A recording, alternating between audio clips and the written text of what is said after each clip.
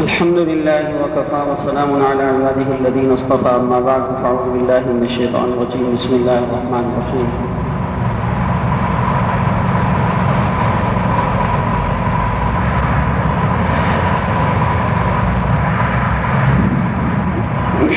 قال الله سبحانه وتعالى فسيكفيكهم الله وهو السميع العليم صبغة الله ومن أحسن من الله صبغة ونحن له عابدون.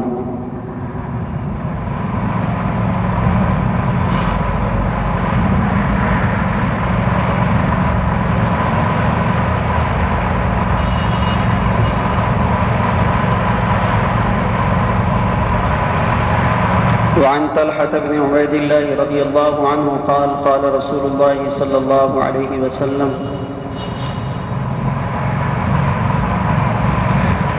لكل نبي رفيق في الجنة ورفيقي يعني في الجنة عثمان أو كما قال عليه الصلاة والسلام.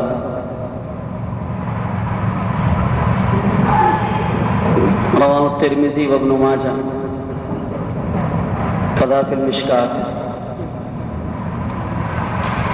صدق الله مولانا العظيم وبلغنا رسوله النبي الكريم وأنا على ذلك من الشاهدين والشاكرين والحمد لله رب العالمين. يا رب صل وسلم دائما أبدا على حبيبك خير الخلق كلهم. اللهم صل وسلم وبارك على سيدنا ومولانا محمد.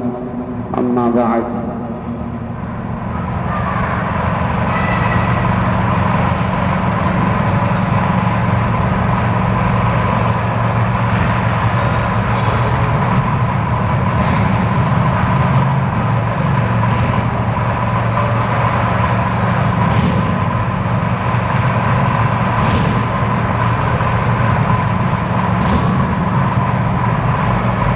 میرے بھائیوں اور دوستوں اور بزرگوں،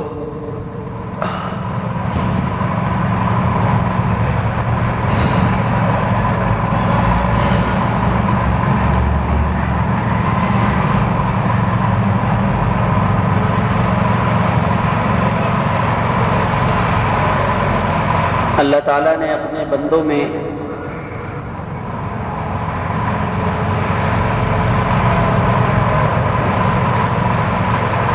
ایسے ایسے نیک صفت لوگ پیدا فرمائے ہیں کہ ان کے کارناموں کو رہتی دنیا تک یاد کیا جاتا ہے.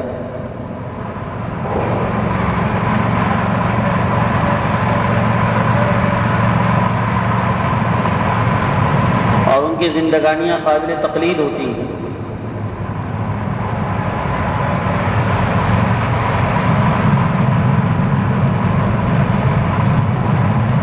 ان کے پیچھے چلا جاتا ہے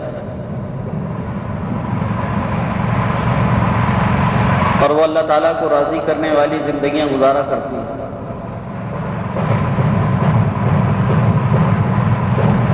ہر آن ہر گھڑی ان کے سامنے یہ فکر ہوتی ہے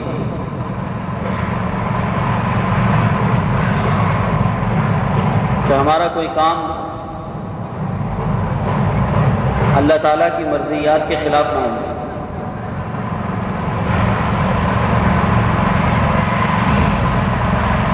وہ اس چیز میں بڑا اہتمام کرتے ہیں. حضرت عثمان بن عفان رضی اللہ عنہ کی جو شخصیت ہے وہ اس اعتبار سے بڑی جامع ہے.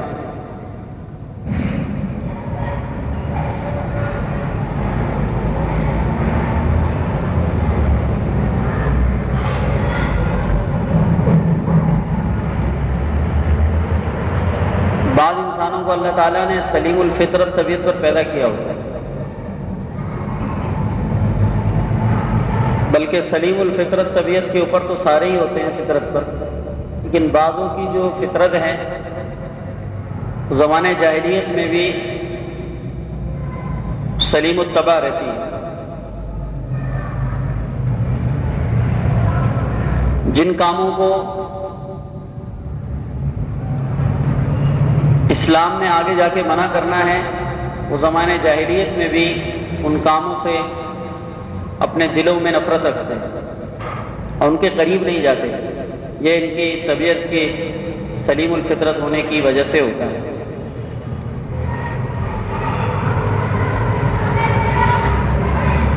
حضرت عثمان رضی اللہ عنہ زمانے جاہلیت کے اندر بھی، یعنی جب اسلام کا آغاز نہیں ہوا تھا، آپ صلی اللہ علیہ وسلم نے نبوت کا اعلان نہیں فرمایا تھا، اس وقت بھی زندگی کے جو 36 سال گزارے ہیں، وہ سال بھی اس انداز کے اندر گزارے ہیں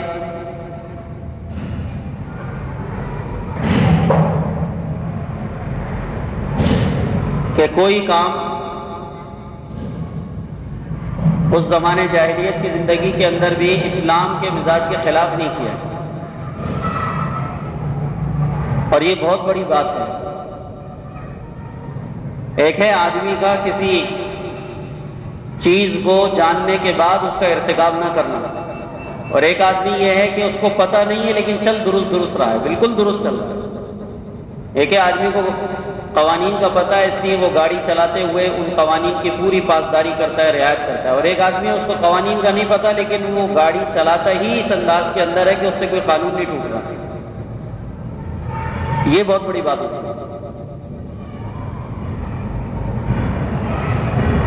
تو آپ علیہ الصلوۃ والسلام کے بارے میں بھی آتا ہے یہ بات، اور صدیق اکبر کے بارے میں یہ بات آتی ہے، حضرت عثمان بن عفان کے بارے میں بھی یہی بات آتی ہے کہ زمانے جاہلیت کے اندر حضرت عثمان نے اور حضرت صدیق اکبر نے بھی اسلام لانے سے پہلے کی زندگی کے اندر کبھی وہ کام جو اسلام نے آگے جا کے منع کیے ہیں انہوں نے زمانے جاہلیت میں بھی انجام نہیں دیے، اور طبیعتوں میں ان سے نفرت تھی۔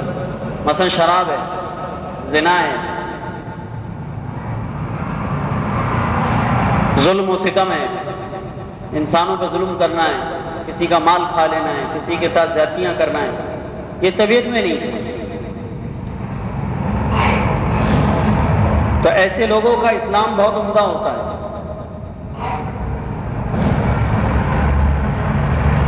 اور وہ مسلمان ہونے کے بعد بڑی خوبی کے حامل ہوتے ہیں، صفات طبیعت میں پہلے سے موجود ہوتی ہیں، بس اسلام کی وجہ سے اس کے اندر ایک نکھار آ جاتا ہے ایسا شاندار کہ پھر ان کی ایک ایک چیز اللہ تعالیٰ کے ہاں مقبول بنتی چلی جاتی ہے۔ تو حضرت عثمان رضی اللہ عنہ کی پوری زندگی کو اگر ہم اٹھا کر دیکھتے ہیں احادیث اور تاریخ کے آئینے میں، صحابہ کے اقوال وغیرہ کی روشنی کے اندر، تو حضرت عثمان کی زندگی بہترین گزری ہے۔ کہ اللہ تعالیٰ نے امت مسلمہ کا بیڑا اٹھانے کی ذمہ داری بھی اللہ تعالیٰ نے حضرات شیخین کے بعد ان کے اوپر ڈالی تھی،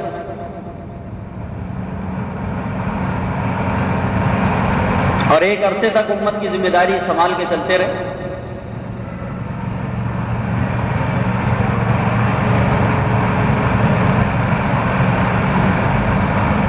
اور اجتماعی زندگی پر اسلام پر سب کچھ لگانا طبیعت اور مزاج کا حصہ بن گیا تھا۔ یہ سمجھ گئے تھے کہ ہمیں جو کچھ ملا ہے یہ اللہ تعالیٰ نے اسلام کی سربلندی کے لیے اللہ پاک نے عطا کیا، لہذا اس پہ لگانا ہے۔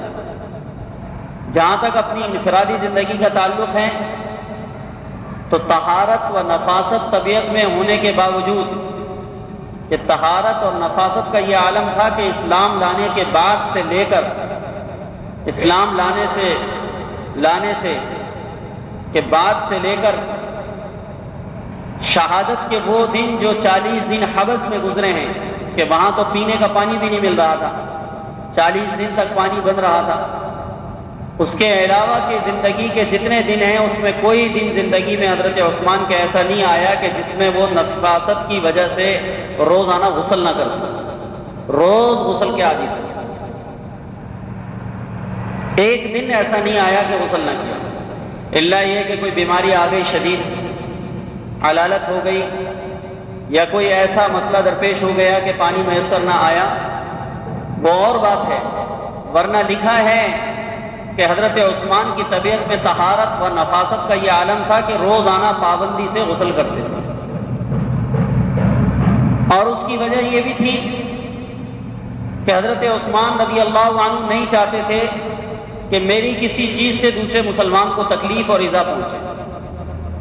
عرب کا ماحول چونکہ گرم تھا، مدینہ پاک میں بے انتہا گرمی پڑتی ہے اور آج تک گرمی پڑتی ہے، پہاڑی ماحول ہے، اور پہاڑ بھی سارے کے سارے غیر سبزہ زاد ہیں.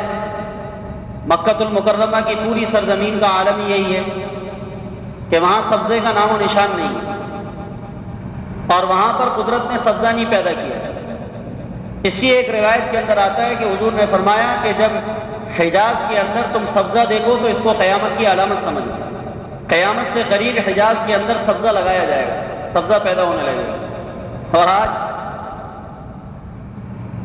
گورنمنٹ سعودیہ حاجیوں کی سہولت کے لیے اور اپنے ملک کو، شہروں کو سجانے کے لیے دنیا بھر سے درخت منگا کے وہاں لگا رہے ہیں.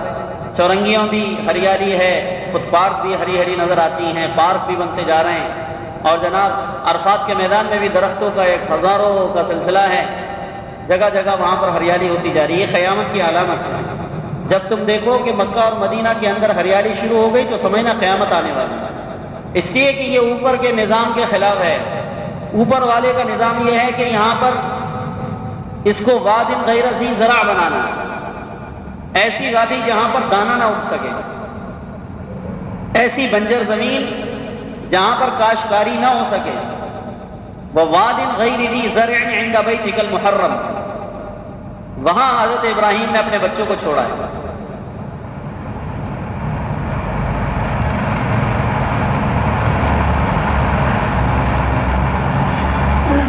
اس لیے اطراف کے دیہاتوں کے اندر تو باغات پائے جاتے تھے، اور باغات میں بھی صرف کھجور کا درخت وہاں پر وہاں کی آب و ہوا کے اعتبار سے موجود ہے، اور حضور کے زمانے میں بھی تھے یہ باغات.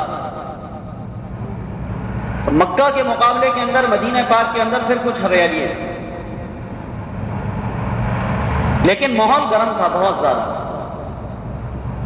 اس لیے پسینے کی وجہ سے روزانہ آدمی کو نہانے کی حاجت اور ضرورت ہوتی تھی، وگرنہ پڑوس میں کھڑے ہونے والے نمازی کو دشواری ہوگی. اس لیے طبیعت میں نفاست بہت زیادہ تھی. لیکن باوجود امیر المومنین خلیفہ ہونے کے باوجود بھی کپڑے اگرچہ روزانہ بدلا کرتے تھے، لیکن اس میں بہت زیادہ مہنگا لباس پہننے کے شوقین نہیں تھے.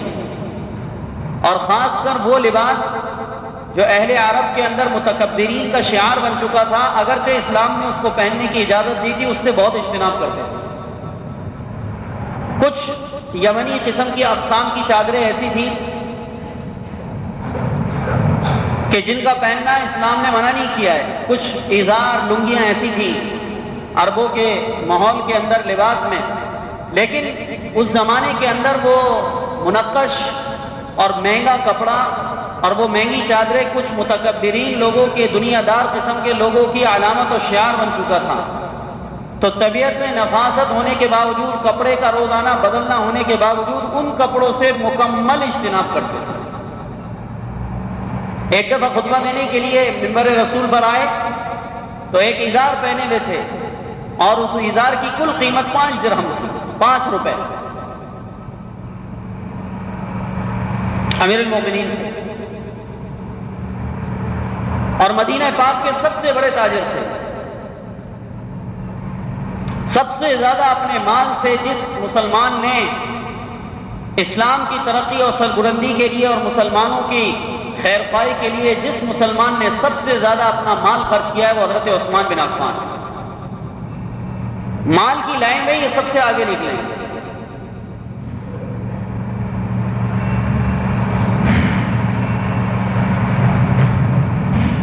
اور اتنا موقع کا خرچ، بعض ہوتا ہے کہتے ہیں موقع کا تھوڑا خرچہ بے موقع کے زیادہ خرچ سے بہتر ہوتا ہے. موقع کا تھوڑا سا خرچ بے موقع کے زیادہ خرچ سے بہتر ہوتا ہے. تو اس کا بھی بڑا اہتمام کرتے تھے کہ خرچ کا جو موقع ہے اس موقع پر فیاضی دکھائی جائے. تو تبوک کا سفر آیا، مسلمانوں کے اوپر حالت عسر تھی، تنگی کا شدید زمانہ تھا، اور تنگی کا یہ عالم تھا کہ آپ علیہ السلام نے علی الاعلان لوگوں کو خرچ کرنے کے فضائل اور ترغیب دی اور اللہ کے راہ میں لگانے کی ترغیب دی. تو اس ترغیب کا یہ اثر ہوا کہ صدیق اکبر اپنے گھر کا سارا کچھ اٹھا کے لے آئے، سارا لے آئے. پوچھا گیا کیا چھوڑا؟ کہا گھر میں اللہ اور اس کے رسول کے نام کو چھوڑ کر آیا. حضرت فاروق اعظم اپنے مال کا آدھا لے کر آ گئے.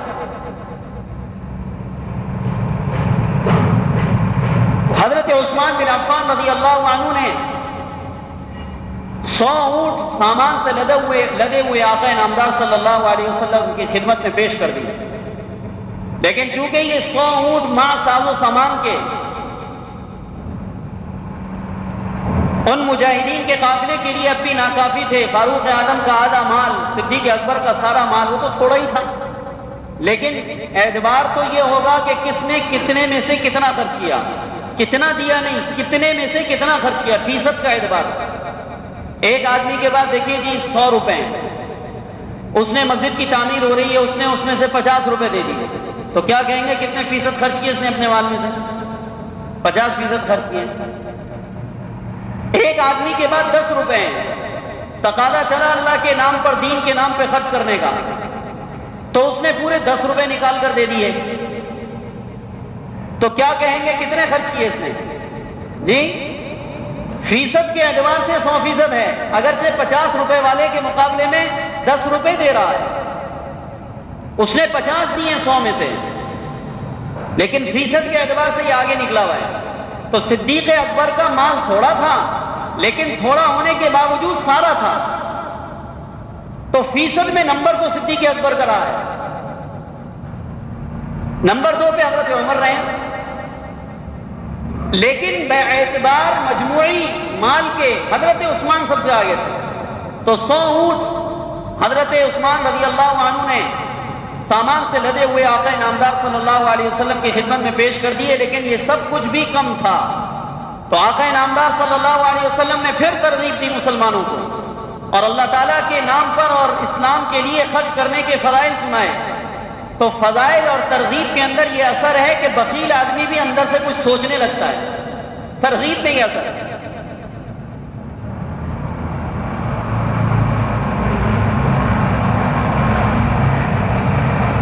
تو جب آپ علیہ الصلوۃ والسلام نے دوبارہ ترغیب دی تو حضرت عثمان نے 100 اونٹ مزید سامان سے لدے ہوئے آقا نامدار صلی اللہ علیہ وسلم کی خدمت میں پیش کر دیے۔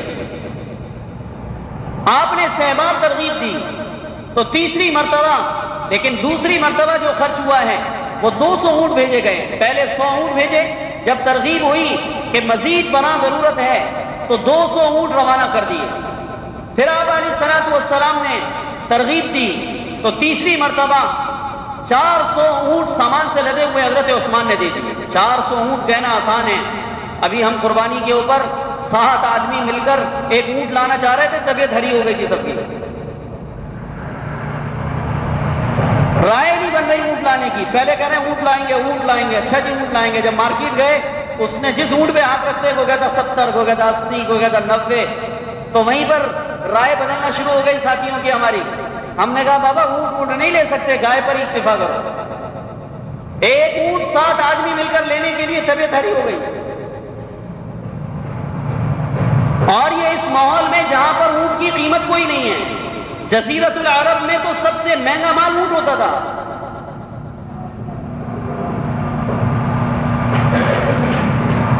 وہاں تو اس سے عمدہ اور مہنگا مال ہی کوئی نہیں تھا۔ تو اللہ تعالیٰ کے نام پر ایک اونٹ لگانے میں 7 آدمی سوچنا ہے، رائے بدلنا ہے۔ بھائی ہوا ہے نہیں ہوا اس دفعہ بتائیے آپ۔ بہت سارے لوگوں کے ساتھ یہ معاملات ہوئے، تو آسان نہیں ہے۔ اللہ تعالیٰ مال تو بہت سے لوگوں کو دیتا ہے، لیکن خرچ کرنے کا دل کسی کسی کو ملا کرتا ہے۔ وہ بڑا صاحب نصیب ہوتا ہے جس کو اللہ تعالیٰ مال کے ساتھ خرچ کا جذبہ بھی عطا فرماتا ہے، ورنہ تو لوگ اپنی رقمیں چھوڑ کے مر جاتے ہیں، پیچھے والے لڑتے رہتے ہیں، نہ بیچارہ اپنے مال سے خود زندگی میں کوئی فائدہ اٹھا سکا، دینی نہ دنیاوی، اور نہ اس کے مرنے کے بعد اس کی اولاد اس کے لیے کوئی صدقہ جاریہ کرے گی، وہ تو آپس میں کٹی مری جا رہی ہے۔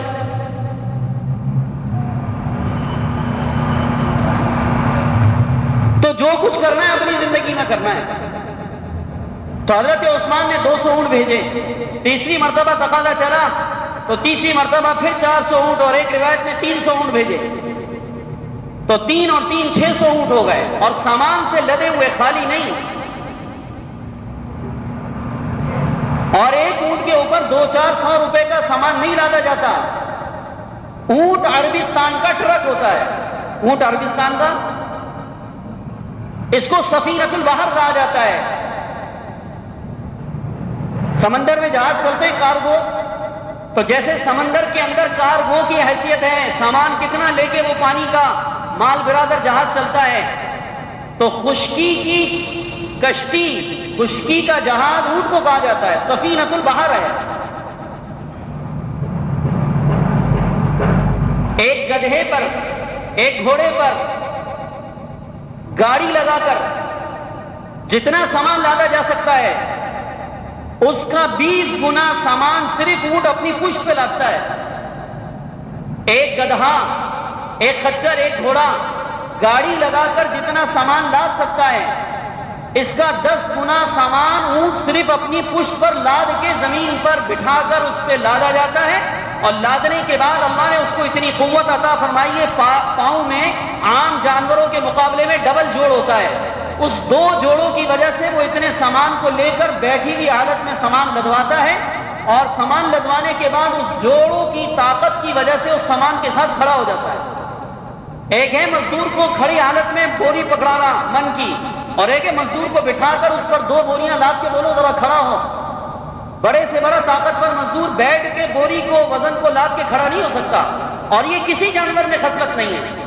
اگر کسی بھی جانور کو بٹھا کے اس پہ بوجھ لادا جائے جتنا لے کے چلتا ہے وہ کبھی بھی نہیں کھڑا ہو سکتا، لاکھ ڈنڈے مارو نہیں کھڑا ہوگا، لیکن اونٹ کو اللہ تعالیٰ نے عجیب شان عطا فرمایا۔ ایسے ہی تھوڑی اللہ تعالیٰ نے قرآن میں کہا فَلَا يَنظُرُونَ إِلَى الْإِبِلِ كَيْفَ خُلِقَتْ، آؤ تو صحیح اونٹ کو دیکھو، تمہارے رب نے اونٹ کو کتنے شاہکار، کتنے بہترین انداز میں اس کو پیدا کیا ہے، کیسی اس کی تخلیق میں اللہ تعالیٰ نے کار فرمائی کی، یہ قدرت اس کے جز جز میں آیا ہے۔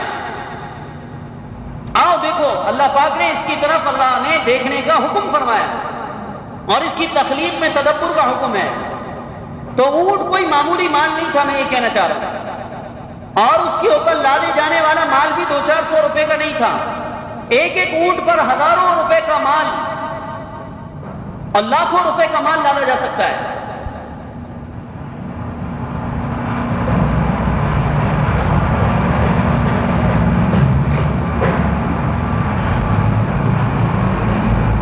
تو تبوک کے صرف ایک سفر کے اندر 900 اونٹ اور 100 گھوڑے مجاہدین کے لیے، اور درہم اور دنانیر جو لادے گئے تھے اس کے اوپر،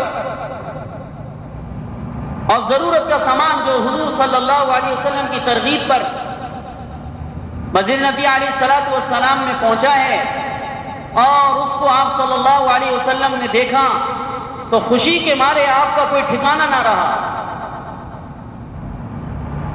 مسرت سے حضرت عثمان رضی اللہ عنہ کے دیے ہوئے درہم اور دنانیر کو ہاتھ میں لے رہے تھے اور لے کے الٹ پلٹ کر رہے تھے، اور ایسے خوشی سے اس کو کبھی اوپر پھینکتے کبھی نیچے پھینکتے، حالانکہ حضور کے ساتھ حضور کا مال سے کیا تعلق،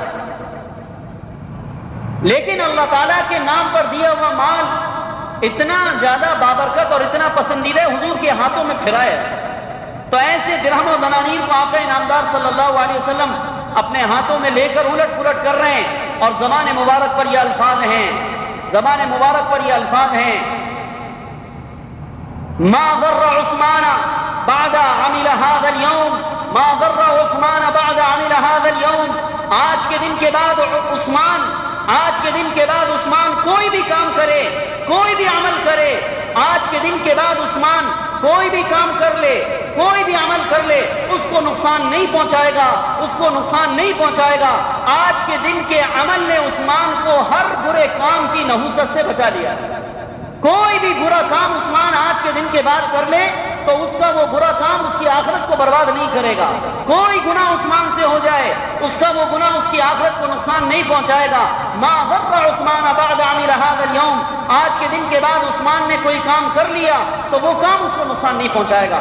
یہ زبان مبارک پر آقا انعامدار کے الفاظ تھے، اور اس مال کو ہاتھ میں لے کر بار بار الٹ پلٹ کر رہے ہیں، اور آپ صلی اللہ علیہ وسلم حضرت عثمان کو دعائیں دے رہے ہیں۔ یہ فیاضی کا عالم تھا حضرت عثمان کا۔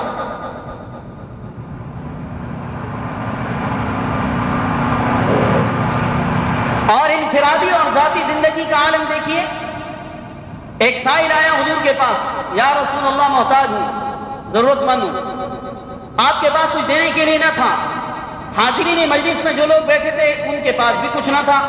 حضور نے اس سائل کو کہا جاؤ عثمان کے گھر چلے جاؤ اور کہنا کہ حضور صلی اللہ علیہ وسلم نے بھیجا ہے اور میں ایک ضرورت مند ہوں، میری مدد کرو.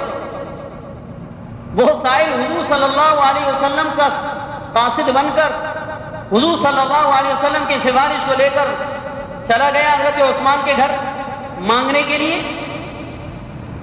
تو جب دروازے کے قریب پہنچا تو کچی دیواریں ہوتی تھیں، کچے مکانات ہوتے تھے، چھوٹے چھوٹے سائز کے مکانات ہوتے تھے، موٹے موٹے پردے دروازوں کی جگہ پڑے ہوئے ہوتے تھے پردے کے لیے، تو اندر کی آواز عام طور پہ باہر آ جاتی تھی. تو حضرت عثمان رضی اللہ عنہ کی آواز سائل نے گھر کے باہر سنی گلی پر ان کے دروازے کے پاس کہ اپنی بیوی کو ڈانٹ رہے تھے، اندر حضور کی بیٹی کو ڈانٹ پڑ رہی ہے، ام کلثوم کو ڈانٹ رہے ہیں، حضور کی بیٹی کو. کس بات پہ ڈانٹ رہے ہیں؟ اللہ کی بندی، تو نے رات میں چراغ کی بتی کو درست نہیں کیا تھا، اس چراغ کی بتی کو درست نہ کرنے کی وجہ سے وہ ساری رات بھڑکتی رہی، جس کی وجہ سے اس چراغ میں ڈبل تیل خرچ ہو گیا. جتنا ایک رات میں تیل خرچ ہوتا ہے، یہ بتی کے بھڑکنے کی وجہ سے تیل دگنا ہمارا خرچ ہو گیا. اس سائل نے انا للہ پڑی باہر کھڑے ہو کر کہ کس کنجوس کے گھر حضور نے بھیج دیا، جو اتنے سے تیل پر بیوی کو ڈانٹ رہا ہو تو وہ مجھے کیا دے گا. یہ بات سائل نے باہر کھڑے ہو کر سنی، لیکن ہمت کی کہ حضور نے بھیجا ہے، واپس تو نہیں جا سکتا، دستک دے دے. اور دستک دینے کے بعد اندر سے حضرت عثمان باہر تشریف لائے. سلام کلام ہونے کے بعد کہا کہ میں حضور کے پاس سے آیا ہوں، ضرورت مند ہوں. حضور نے فرمایا میرے ساتھ تعاون کر دو. انہوں نے کہا بیٹھو ادھر. عزت سے اس کو بٹھا دیا. اندر گئے، ایک پوری بوری اٹھائی، بڑا سا بورا، اور اس کے اندر درہم اور دنانیر اور اس میں آٹا اور اس میں جو اور اس میں غلہ اور کپڑے لتے بھرے، اور اتنا وزن بھر لیا کہ خود سے اٹھ نہیں رہی. آواز دے کے بلا کے اس کے ساتھ مدد کر کے باہر بوری لائے اور اس کے کندھے پر رکھنے کے لیے اس کو حوالے کر دی کہ یہ لے جاؤ. وہ اس کی عقل دنگ رہ گئی کہ یہ آدمی ہے کیا ہے، کہ ابھی تو میں باہر کھڑے ہو کر یہ سن رہا تھا کہ تیل پر بیوی کو ڈانٹ پڑ رہی تھی، اور جب میں نے مانگا تو اتنا بڑا بورا بھر کر دیا ہے. تو وہ کہنے لگا کہ اے عثمان، ایک بات میں تم سے پوچھنا چاہتا ہوں، وہ یہ ہے کہ ابھی کچھ دیر پہلے آپ بیوی کو چراغ کی بتی کے درست نہ کرنے کی وجہ سے اس اضافی تیل کے خرچ ہونے پر ڈانٹ رہے تھے، تو گھر میں تو آپ کا یہ برتاؤ، اور جب میں نے آپ سے سوال کیا تو آپ نے اتنا بھر کے دے دیا، آخر اس کی کیا وجہ ہے؟ تو حضرت عثمان بن عفان رضی اللہ تعالی عنہ فرمانے لگے کہ یہ جو میں دے رہا ہوں اپنے رب کے نام پر دے رہا ہوں، یہ جو میرا خرچ ہے وہ خدا کے لیے ہے اور خدا کے نام کے اوپر ہے، اور وہ جو خرچ ہے وہ ہماری اپنی ذات کے اوپر ہے. تو ہمیں اللہ تعالیٰ نے جو مال عطا کیا اپنی ذات پہ لگانے کو نہیں دیا، اللہ تعالیٰ نے یہ مال تو اسلام اور مسلمانوں کے لیے ہمیں دیا ہے، تو ہم اپنی ذات کے اوپر خرچ میں محتاط ہیں اور اللہ تعالیٰ کے نام پر خرچ کرنے کے اندر تیار ہیں. آج لاکھوں روپے لوگ شادیوں پہ لگاتے ہیں بیٹیوں کی، لاکھوں روپے مکان بنانے پہ لگاتے ہیں، لاکھوں اور ہزاروں روپے گاڑیوں پہ لگاتے ہیں. ایک بچے کی چھوٹی سی خوشی نکل آئے 25-30 ہزار 50 ہزار خرچ ہو جاتے ہیں. مسجد کے اندر، مدرسوں کے اندر غریبوں پر، یتیموں پر، مساکین پر، جہاد پر خرچ کرنے کی مسلمانوں کو دعوت دی جائے تو روح نکل جاتی ہے.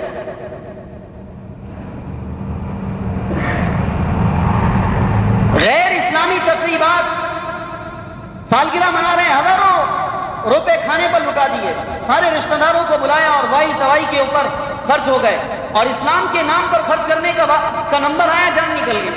سوچ میں پڑ گئے کہ کہاں سے آئے گا، سوچ میں پڑ گئے کہ کیسے کریں گے.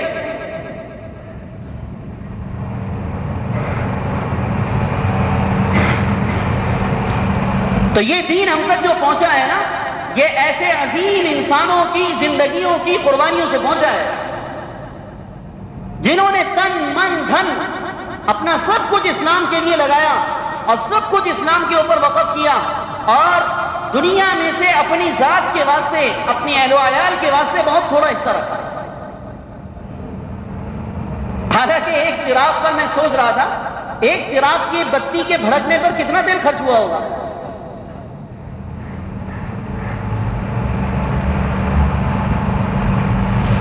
لیکن بیوی پہ ناراض ہے، اور بیٹی ہے حضور کی.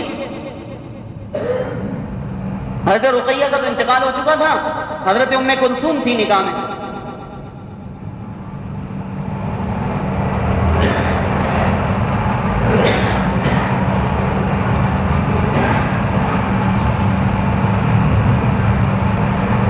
زندگی کا بڑا عجیب ان کا کارنامہ تھا. اس لیے مدینہ پاک کے اندر مسلمانوں کو جب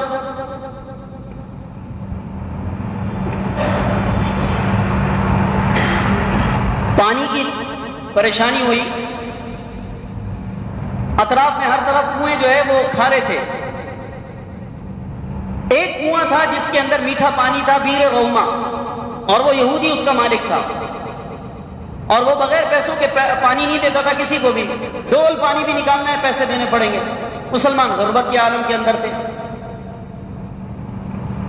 تو رسول پاک صلی اللہ علیہ وسلم نے اعلان فرمایا کہ کون ہے جو مسلمانوں کے لیے پانی کا انتظام کرے کہ اللہ اس کو آخرت کی پیاس سے نجات عطا کرے.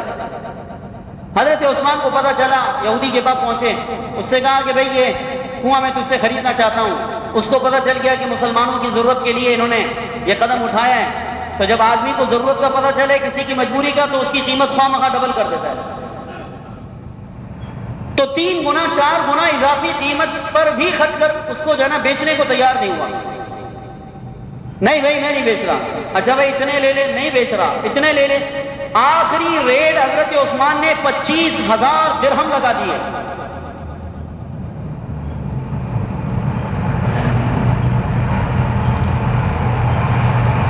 آج کے دور کے اعتبار سے اگر درہم 25 روپے کا غالباً لگائیں، اگر آپ درہم کا کیا ریٹ چل رہا ہے اس وقت میں کسی کو پتا ہے؟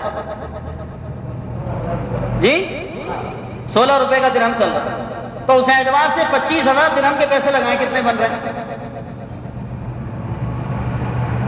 ضرب دے دو نا بھائی، یہ سارے پڑھے لکھے لوگ ہیں، آج تو امتحان ہے. جی 40,000 نہیں ہوں گے، 4 لاکھ. ایک کنواں خریدنے میں 4 لاکھ روپے. اس بات پر تیار ہوا وہ کہ آپ میرے ساتھ اس کنویں میں شرکت کر لیں.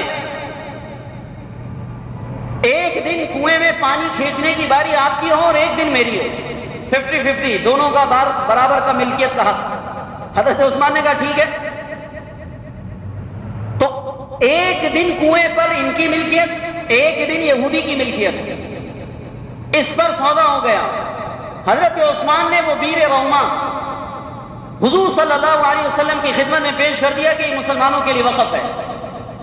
بعد جب مسلمانوں کو یہ پتہ چلا تو سارے مسلمان اس دن پانی بھرنے آتے جس دن حضرت عثمان کی باری ہوتی.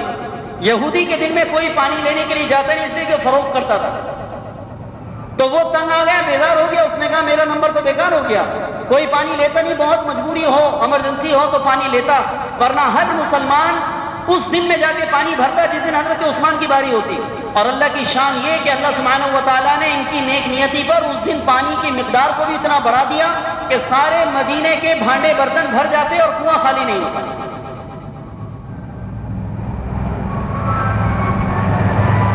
لیکن بہرحال یہودی کا اس پر قبضہ تھا. تو آخرکار حضرت عثمان اس سے ڈیلنگ میں لگے رہے. کہا کہ بھائی یہ تو مجھے دے دے خدا کے بندے، اور اب تیرا اس سے دھندا بھی ٹھپ ہو گیا ہے، کوئی پانی خریدتا وغیرہ تو ہے نہیں. تو اس کو چلاتے سمجھاتے پھر اس نے کہا کہ 10,000 درہم میں اور لوں گا. تو حضرت عثمان نے، حالانکہ اس کو 1 روپیہ دینے کی اب ضرورت نہیں تھی، وہ خواہ مخواہ اپنے حصے سے دستبردار ہونا تھا اس نے. بہرحال حضرت عثمان نے مزید پیسے بھرے اور اس کے بعد وہ پورا کنواں اسلام کے لیے، مسلمانوں کے لیے وقف کر دیا، جو مدینہ کی پوری آبادی کے لیے اور سینکڑوں گھروں کے لیے کتنے ہی سالوں تک ان کے پانی پینے کا اس کنویں سے ذریعہ رہا. اور حضور علیہ الصلوۃ والسلام کو جب پتہ چلا کہ بیر روما خرید کے عثمان نے دے دیا ہے، تو آپ علیہ السلام نے حضرت عثمان کو جھولیاں بھر بھر کے دعائیں دی.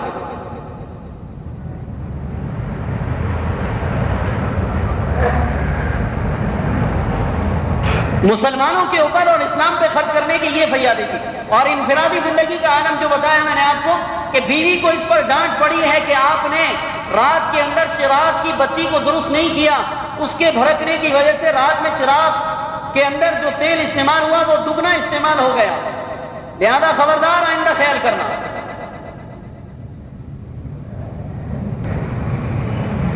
شیخ الحدیث رحمۃ اللہ علیہ حضرت مولانا زکریا رحمۃ اللہ علیہ کہ آپ بیٹی میں نے پڑھا، آپ بیٹی کے اندر ہے حضرت زکریا رحمہ اللہ کی بہت قابل دید کتاب ہے، ہر مسلمان کو اپنے گھر پہ رکھ کے پڑھنا چاہیے. اکابرین کی زندگیاں قابل تقلید ہوتی ہیں. تو حضرت زکریا رحمہ اللہ کی عادت شریفہ یہ تھی کہ گھر میں مرغن کھانے کو پکوانا اور پکانے کو انتہائی درجے میں ناپسند کرتے تھے. تکلف والے کھانے گھر میں گھر والوں کے لیے پکنا یہ ناگوار تھا، کبھی بھی نہیں پکنے دیتے تھے.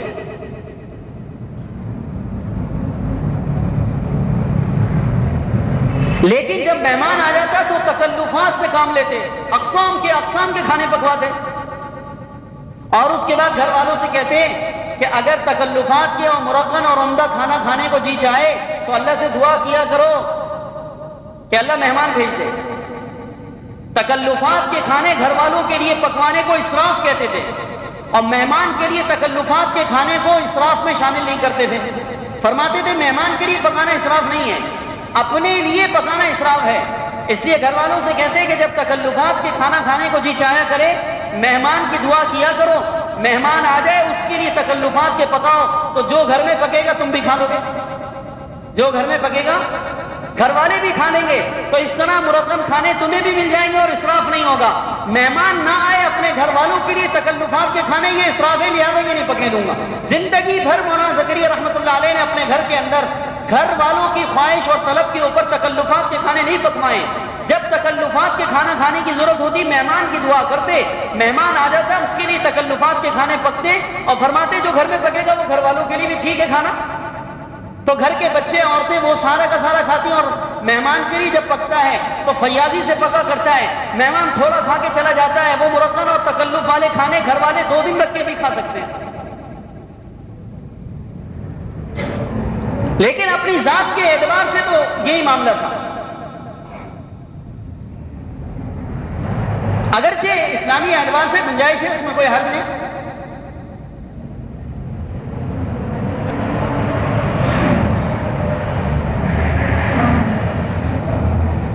تو حضرت عثمان رضی اللہ عنہ کے زندگی کے بہت سے پہلو ایسے ہیں کہ جو واقعتاً رہتی دنیا کے لیے اور رہتی دنیا تک کے لوگوں کے لیے ایک بہت بڑا کارنامہ ہے.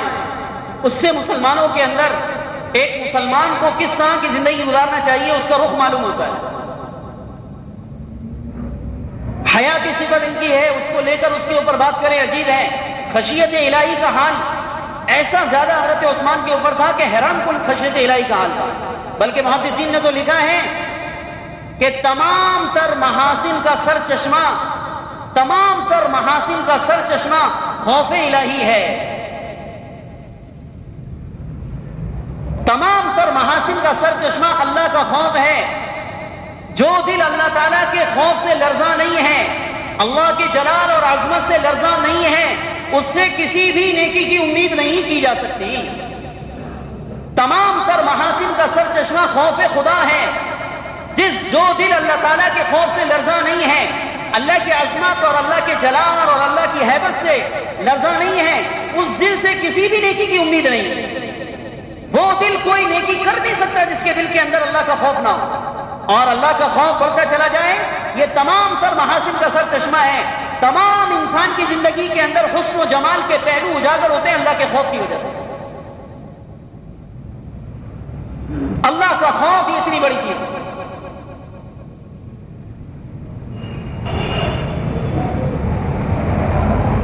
حالانکہ مبشر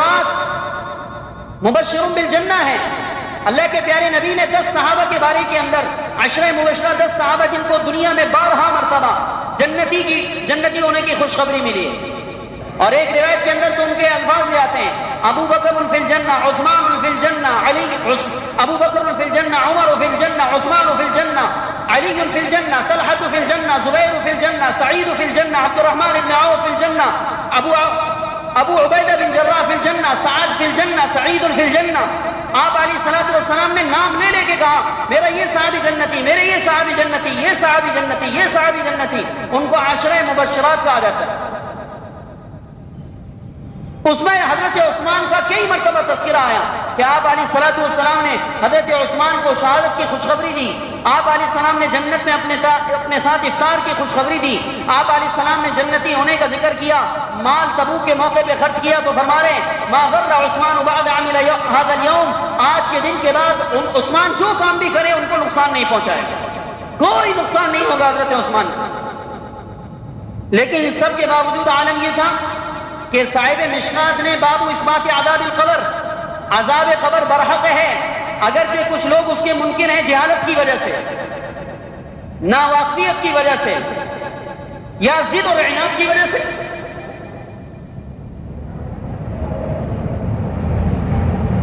تو مشکات المصابیح کے اندر روایات جمع کی ہیں صاحب مشکات نے، اور اس پر پورا باب باندھا ہے ان لوگوں کے خلاف جن کے ذہن کے اندر یہ ہے کہ قبر میں کوئی عذاب نہیں ہے۔ ایک عجیب فتنہ ہے ہمارے یہاں پر، کہتے ہیں کہ اصل معاملہ تو حساب کتاب قیامت کے دن ہوگا، پھر جنت و جہنم میں، لہذا اس سے پہلے کوئی عذاب نہیں ہے، اس سے پہلے کوئی عذاب و جزا و سزا نہیں ہے۔ نہیں، کتابوں میں آتا ہے اذا مات الانسان فقد قامت قیامت۔ قیامت کس چیز کا نام ہے؟ قیامت سور پھونکنے کا نام نہیں ہے، صرف قیامت دنیا کے ہلچل ہو جانے کا نام نہیں ہے۔ قیامت کیا ہے؟ اذا مات الانسان فقد قامت قیامت، جو انسان مر جاتا ہے اس کی قیامت تو ابھی سے شروع ہو جاتی ہے۔ وہ اصل قیامت تو جب آئے گی، لیکن تیری قیامت تو اس وقت شروع ہو گئی ہے جب تیرے اندر سے روح نکل گئی۔ تو درجنوں احادیث محدثین نے باب اثبات عذاب القبر کے تحت لے کر آئے ہیں۔ اس میں حضرت عثمان کی روایت آپ کو بتا رہا ہوں کہ حضرت عثمان کے بارے میں ہے انہو کان اذا وقف على قبر البكاء حتى يبل لحيته فقيل له تذكر الجنة والنار فلا تبكي وتبكي من هذا فقال سمعت رسول الله صلى الله عليه وسلم يقول القبر اول منزل من منازل الآخرة فإن نجا منه فما بعده أيسر وإن لم ينجو فما بعده أشد منه قال وقال رسول الله صلى الله عليه وسلم ما رأيت منظرا قط إلا والقبر أفظع أو كما قال عليه الصلاة والسلام۔ ترمذی شریف میں روایت ہے، ابو داؤد کی روایت ہے، ابن ماجہ کی روایت ہے، صاحب مشکات کی روایت ہے، چار بڑے بڑے کبار محدثین نے اپنی حدیث کی کتابوں میں روایت نقل کی ہے۔ حضرت عثمان رضی اللہ عنہ جب کسی قبر پر کھڑے ہو جاتے، انہو کان وقف علی قبر بکا، جب کسی قبر پہ کھڑے ہو جاتے تو زاروں قطار رونے لگتے قبر کو دیکھ کر، حتی یبل لحیتہ، یہاں تک کہ حضرت عثمان کی داڑھی مبارک آنسو سے تر ہو جاتی تھی، یہ گھنی داڑھی حضرت عثمان کی آنسو سے بھیگ جاتی تھی۔ تو کسی کہنے والے نے حضرت عثمان سے کہا تذکر الجنت والنار فلا تبکی وتبکی من هذا، آپ کے سامنے جنت و جہنم کا تذکرہ ہوتا ہے تو آپ کے اوپر وہ گریہ تاری نہیں ہوتی جو قبر کے سامنے آ جانے سے ہو جاتی ہے۔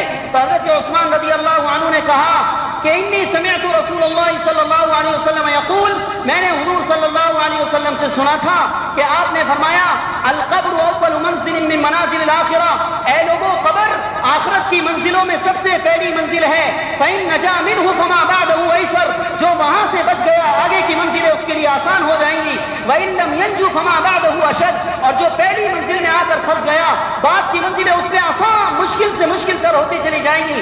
وقال، اور حضرت عثمان نے یہ بھی کہا کہ قال رسول اللہ صلی اللہ علیہ وسلم، کہ اللہ کے پیارے نبی نے فرمایا ما رأيت منظرا قط إلا والقبر أفظع، میں نے آخرت کی منزلوں میں اس سے زیادہ خطرناک منظر، جو منظر میں نے قبر والوں کا دیکھا ہے، اس سے زیادہ کوئی خطرناک منظر میں نے آخرت کی منزلوں میں نہیں دیکھا۔ اللہ کے پیارے پیغمبر کا فرمان ہے ما رأيت منظرا قط إلا والقبر أفظع۔ اور یہی حضرت عثمان کہتے ہیں انہو کان اذا وقف علی قبر، حضور علیہ الصلوۃ والسلام کان اذا فرغ من دفنہ، جب کسی مسلمان کو قبر میں اتار دیتے تو اتارنے کے بعد حضرت عثمان فرما رہے ہیں انہو کان اذا دفن، جب کسی کو دفن کر دیتے اور فرغ من دفنہ، اس کے دفن سے فارغ ہو جاتے تو حضور علیہ الصلوۃ والسلام وہاں کھڑے ہو جاتے اور سارے مسلمانوں کو وہاں پر روک لیتے، یہاں تو فوراً نکلتے ہیں، بس میں بیٹھو فوراً۔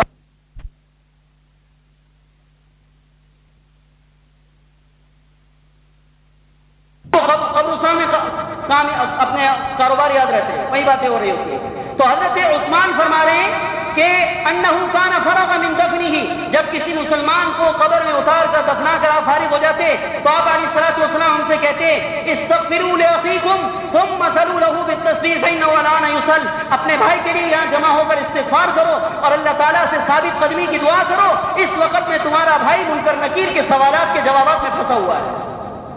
اور وہاں پہ آپ علیہ الصلوۃ والسلام سارے مسلمانوں کو استغفار پہ لگاتے اور دعا پر لگاتے. محدثین نے لکھا ہے اس سے یہ پتہ چلا کہ زنداؤں کی دعا اور زندہ کا عمل مردہ کے لیے نافع ہے. جو لوگ یہ کہتے ہیں کہ زندہ کا پڑا ہوا مردے کو نہیں پہنچتا، غلط کہتے ہیں. اگر زندہ کا پڑا ہوا اور زندہ کی دعا اور زندہ کا استغفار اور زندہ کا قرآن اگر مردوں کے لیے نافع نہیں ہے تو اللہ کے نبی نے تمام کے تمام انانے والوں کو کیوں کہا کہ استغفروا لأخیکم ثم صلوا له بالتسبیح فإنه لا يصل. اپنے بھائی کے لیے استغفار کرو، اپنے بھائی کے لیے اللہ سے ثابت کرنے کی دعا کرو، اس لیے کہ اس وقت میں منکر نکیر کے سوالات کے جوابات کا مرحلہ شروع ہو چکا ہے اور تمہاری دعا، تمہارا استغفار اس مسلمان کے کام آئے گا. لہذا اہل سنت والجماعت، ہم مسلمانوں کا یہ عقیدہ ہے، ہم علی اعلان اپنے اس عقیدے کی بات کرتے ہیں کہ ہمارا یہ عقیدہ ہے کہ مسلمان مرحومین کے لیے زندہ مسلمانوں کی دعا و استغفار و تلاوت اور ان کے صدقات نافع ہیں. کیا ہے بولو بھائی؟ ہمارا یہ عقیدہ ہے اور ہم اس عقیدے کو باقاعدہ احادیث سے ثابت کرتے ہیں.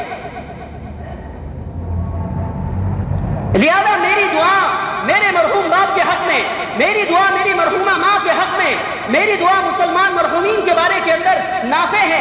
اگر ہماری دعا مسلمانوں کے کام میں نہیں آتی تو کیوں اللہ کے نبی نے کہا کہ روزانہ دعا کیا کرو اللہم اغفر للمؤمنین والمؤمنات والمسلمین والمسلمات الاحیاء منہم والاموات انک سمیع قریب مجیب الدعوات. اے اللہ، تمام مسلمان مرد، تمام مسلمان عورتیں، تمام ایمان والے مرد، تمام ایمان والی عورتوں کی مغفرت فرما. یا اللہ، جو زندہ ہیں ان کی بھی مغفرت فرما اور جو مر چکے ہیں ان کی بھی. اور جنازے کی نماز پڑھ رہے ہیں، جنازے کی نماز میں ہم دعا کر رہے ہیں اللہم اغفر لحینا ومیتنا وشاہدنا وغائبنا وصغیرنا وکبیرنا وذکرنا انسانا. اور دوسری روایت کے مطابق اللہم اغفر لجمیع موتى المسلمین الذین شہدوا لک بالوحدانیہ ولنبیک بالرسالۃ وماتوا علی ذلک. اللہ کے پیارے نبی صلی اللہ علیہ وسلم سے مرحومین کے بارے میں مانگنا، دعائیں کرنا ثابت ہے. اس لیے آپ نے حضرت عثمان رضی اللہ عنہ اس پر رویا کرتے تھے. تو میرے بھائیوں، میں یاد کر رہا تھا کہ جس آدمی کے اندر خوف الہی پیدا ہو جائے، تمام محاسن کا سر چشمہ خوف الہی ہے. تمام محاسن کا سر چشمہ خوف الہی ہے. اس لیے محدثین نے لکھا ہے جو دل اللہ تعالیٰ سے لرزاں نہیں ہے، جو دل اللہ تعالیٰ کی جلال اور عظمت اور ہیبت سے لرزاں نہیں ہے، اس سے کسی نیکی کی امید نہیں لگائی جا سکتی. تو نیکی پر آنا ہے تو خوف الہی پیدا کرنا ہوگا، اور خوف الہی پیدا ہوگا اللہ والوں کی صحبت میں، نیک لوگوں کی صحبت میں آنے سے. کہ صحبت کا اثر اللہ تعالیٰ نے یقینی طور پر رکھا ہے. اللہ تعالیٰ ہماری زندگیوں کو، اللہ تعالیٰ حضور صلی اللہ علیہ وسلم کے مبارک صحابہ کی اتباع میں گزارنے کی توفیق عطا فرمائے.